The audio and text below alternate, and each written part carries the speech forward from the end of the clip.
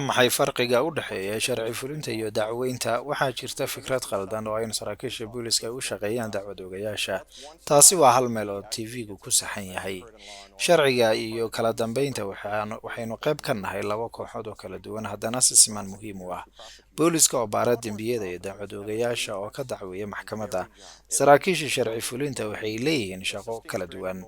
Waxay u kala dhexaysaa caawinta dadka, caawinta baabuurleyda xirmatay ilaa baaritaanka faldambiyeedka.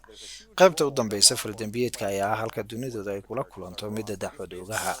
Waxaa jira door weyn oo sharci fulintu ka ciyaarto qaabeynta nooca eedaha la keeno, waxayna ku salaysan tahay baaritaankooda. Sharci fulintu waxaa waajib ku ah inay ururiyaan, diiwaan geliyaan, xafidaan caddaynta, markaas kadibna loo dhiibo dacwad oogaha si uu u baaro.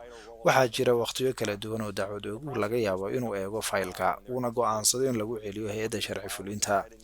Sharci fulintu waxay door muhiim ah ka ciyaartaa hannaanka cadaaladda dembiyada, balse dacwad oogayaasha waxay iskeenaan marka baaritaankoodu dhammaado. Hase yeeshee, waxaa muhiim ah in la xuso in dacwad ooguhu uu yahay hay'ad madax bannaan, loona baahan yahay inuu xaqiijiyo hufnaanta dacwad oogista.